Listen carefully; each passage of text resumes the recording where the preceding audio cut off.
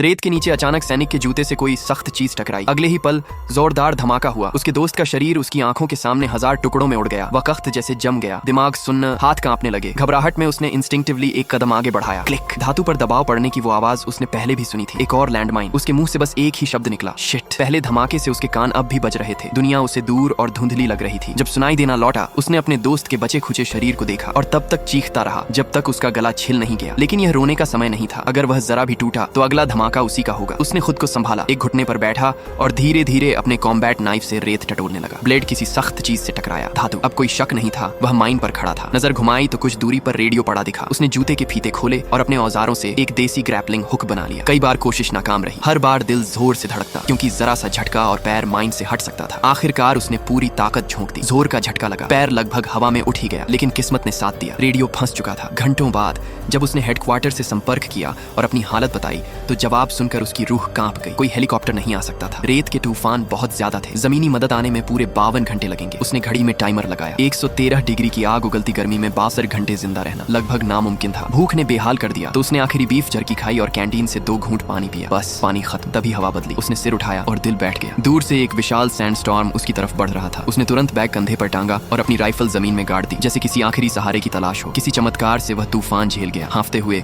रेत से ढका हुआ वह शुक्र मना ही रहा था कि जिंदा है। तभी उसने देखा तेज हवा उसके दोस्त के शव को घसीटकर सीधे उसके पैरों तक ले आई थी और तभी उसे एहसास हुआ रेडियो गायब था। तूफान उसे दूर, बहुत दूर ले जा चुका था। अब कोई उम्मीद नहीं बची थी। ऊपर से उसने दोस्त की कैंटीन भी पहले ही खाली कर दी थी। उसने हवा में गोलियां दागी, चीख चीख कर मदद मांगी, लेकिन रेगिस्तान बस खामोशी से घूरता रहा। घंटे बीतते गए। सूरज ने उसके चेहरे को इस कदर जलाया कि चमड़ी परतों में उधड़ने लगी। बेहद मजबूर होकर उसने अपना पेशाब पीने की कोशिश की, लेकिन बदबू से उल्टी आ गई। और तभी उसने उसे देखा, एक छोटी लड़की अजीब लड़खड़ाते कदमों से उसकी ओर आती हुई, हाथ में पानी की एक बोतल। उसने झपट कर बोतल छीनी और लालच से पी गया। धन्यवाद कहना चाहा, लेकिन वह उसे समझ नहीं पाई। लड़की ने जेब से एक खिलौना सोल्जर निकाला। उसने भी अपनी जेब में रखा खिलौना दिखाया। वह रेत पर खिलौनों को सजाने लगी और एक को आगे बढ़ाने लगी। वह समझ नहीं पाया वह उसे क्या बताना चाहती है। वह घबराकर रेडियो की तरफ इशारा करने लगा, मदद की भीख मांगने लगा, लेकिन लड़की पलटी और रेगिस्तान की धुंध में ऐसे गायब हो गई जैसे वह कभी थी